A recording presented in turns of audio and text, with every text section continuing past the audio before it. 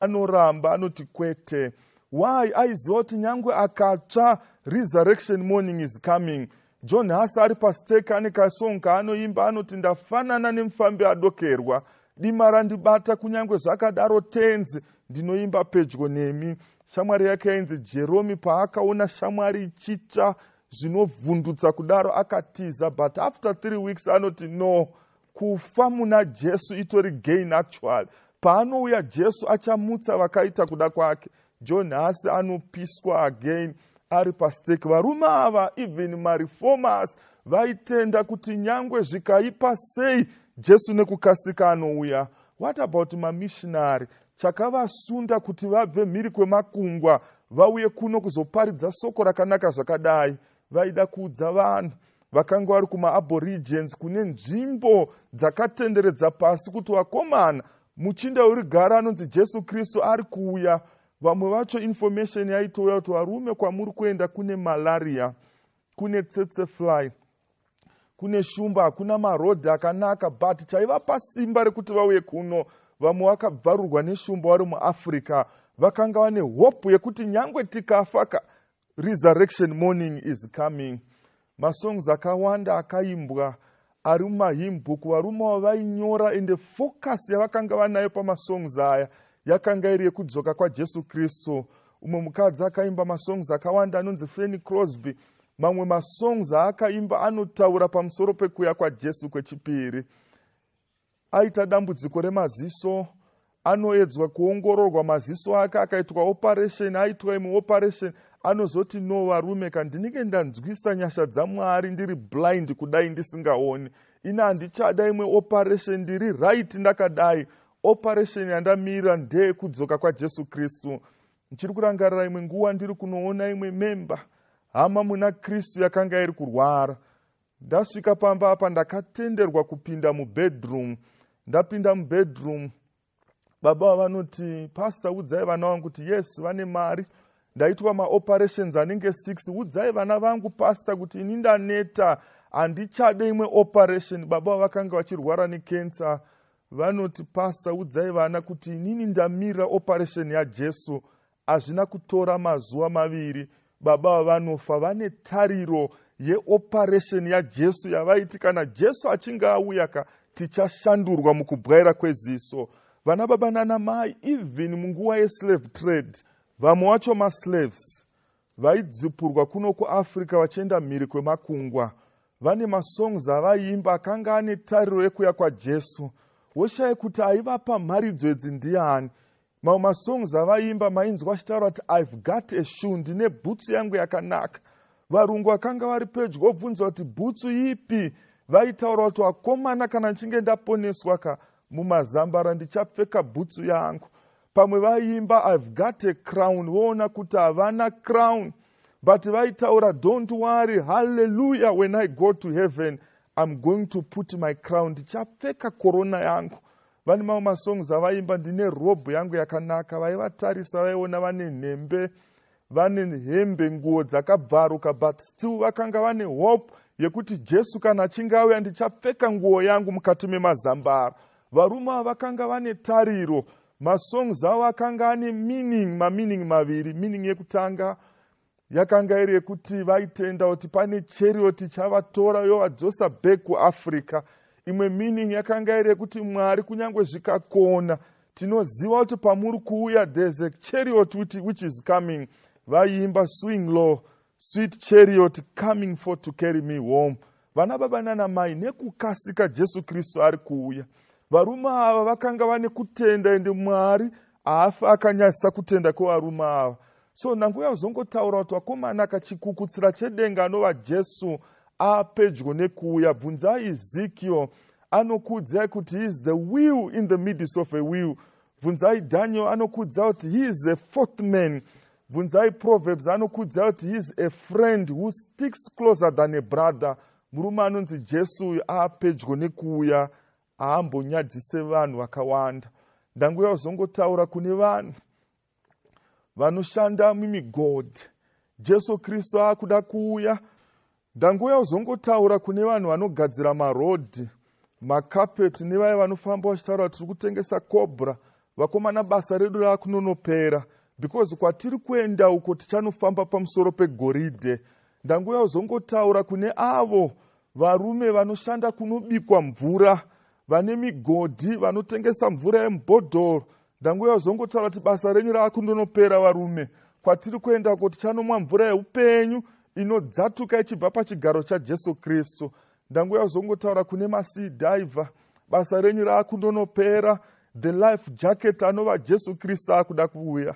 Ndauya uzotaura kunesu mapasta, basa redu rakunonopera vakomana. The true pastor, the high priest after the order of Melchizedek anova Jesu Kristu akuda kuuya. Ndauya uzotaura nemasoja, basa redu rakunonopera vakomana.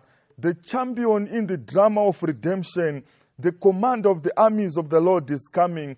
Ndauya uzotaura nemapurisa, vakomana basa redu rakunonopera vakomana, Jesu akuda kuuya. The chief superintendent of the atmospheric heaven anova Jesu Kristu akuda kuuya. Ndauya uzotaura nemaelectricians, basa redu rakunonopera vakomana, Jesu Kristu akuda kuuya. The electricity of revenge akuuya Jesu. The step down transformer, Jesu Kristu akuda kuuya nekukasika. Ndanguya uzongotaura kune munhu wese ane basa raanoita, kana ari maticha ka. Ndanguya uzongotaura kuti basa redu rakunonopera vakomana, the true didaskalos anova Jesu akuda kuuya. Ndauya uzotaura nevamabhazi, vendege, vemachovha mubayiwa, basa redu rakunonopera vakomana. Hanzi the old Negro spiritual, swing low, sweet chariot, coming for to carry me home. Jesu akuda kuuya vakomana, zvepanyika nekukasika zvakuda kupera. That's why muimbi umwe achitaura, ndabvunza zvepasi nezuva, nguva iri kundonopera, Jesu anouyazve. Umwe muimbi anotaura, nyanza taura nemanandayo, Jesu anouya zvekare. Endai munobvunza vechichewa, vanokuudzai kuti ndizamuona ndega maso ndimaso, ndichamuona ndega usu neusu. Endai munobvunza vechichewa again, vane karumbo kavanoimba hanzi tamukuimba kwaYesu, tichanoimba kuna Jesu, nekukasika Jesu ari kuuya. Umwe muimbi anotaura anoti, soon and very soon we are going to see the King. Nekukasika Jesu akuda kuuya. Zvese izvi zviri kupointa kuti vakomana, Jesu akuda kuuya. And for sure mabasa edu akunonopera. Pane maundertaker here, I'm sorry basa renyu rakunonopera, because the uppertaker anonzi Jesu akuda kuuya kuzotora vanhu vake, nekukasika Jesu akuda kuuya.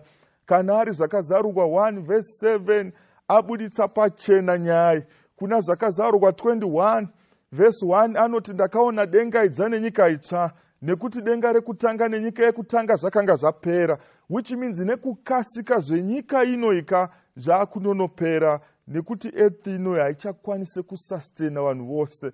Rimwe ivhu harisisina chikafu chakakwana kuti chifidhe vanhu vese. Zviri kuitika munyanza umu, zviri kuitika mudenga, zviri kupangidza kuti Jesu Kristu akuda kuuya. So imwe surprise Jesu Kristu asati auya ka. Imwe yacho ichaitika surprise ndeyekuti vakomana kati akutonoponeswa kaisi, zvokuti vamwe vanhu vachazvitswinya kuti idi here kuti vakomana taakutonopinda mumazambara. Ndo imwe surprise Jesu achiuya yekuti vakomana tatoponeswa. Vana vaIsraeri vachibuda munyika yeIjipita, surprise yakanga iri kuti vakomana after 430 years, vana baba vedu vakaita vana vakaita vana vakaitawo vazukuru vevazukuru, tatoponeswa isu. Ndo surprise yekutanga. Surprise number 2 ichange iri kuti pane vamwe vanhu vamuri kufungidzira kuti vanenge varipo, muchashamisika muchivashaya. Kuna vamwe vanhu kafambiro kavanoita kane utsvene mukati, vamwe vacho even kafuriro kavanoita madziwa kane utsvene mukati. Zvese they are very holy, but surprise number 2, muchashamisika vanhu ivavo muchivashaya mumazambara. Surprise number 3, kuna vamwe vanhu vamuri kufungidzira kuti vanenge vasipo. Vamwe vacho havagare macheche mabhenji ekumberi, vanogara mabhenji ekumashure. Vanoita sekunge Mwari vasingamude, but vachimunamata mumweya nemuzvokwadi.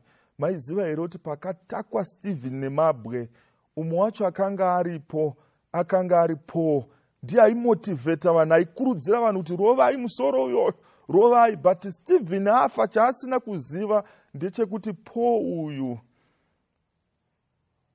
achazova muparidzi mukuru. Kana taponeswa, Stephen achashokwa. Surprise number 3 kuna Stephen ndeyekuti achaona kuti Paul anenge ari kumazambara. Tradition inoti Manasa ndiye akauraya Isaiah, akamucheka mumapisi maviri. Bhaibheri muchidzidza Old Testament inotaura kuti Manasa akanga ari muroyi, ainamata zvifananidzo, ndiye akatanga nechild sacrifice. Aitora mwana achibata ndebvu dzababa onomukanda mudziva remoto. Surprise imwe chaitika kuna Isaiah nevamwe vose vakafa nengare yaManasa. Vachashamisika vachiona Manasa arimo mukati memazambara. Ndo surprise yechitatu. Inzwai vana baba nana mai, inini yandinoda hangu number 1 yekuti no matter what may I want to be there. Umwe muimba achitaura anoti pacharira tsuri ndoda nge ndiripo. Tine mablunders akawanda atakaita. Vamwe taifanira kunge takapasa pamwe zviri nane kupfuura zvatiri. Taifanira kunge takawana zvimwe zvinhu zvataifanira kunge tinazvo. Pamwe takakundikana kuita zvimwe zvinhu, but pane mablunders ese iwawo. Iyi blunder ikai ina I don't want kuimisa. Inini I want to be there panouya Jesu. Ndoda kunge ndiripo. Panguva ino tichatora mukana wekuti tinamate. Ngatinamatei. Baba wedu wekudenga, tinokutendai nekurapanura kwamaita chirahwe kubva muOld Testament, New Testament, chinopangidza kuti maapedyo nekuuya. Kunyange mareformers, mamissionary, maslave trade, vanhu vese ava vanoparidza pachena kuti mimaapedyo nekuuya. Imi pamuchatsemura gore, chikonzero wai tiri kunamata, toda kuti tinge tiripo. Chibatsirai vakomana, vasikana, vana baba nana mai,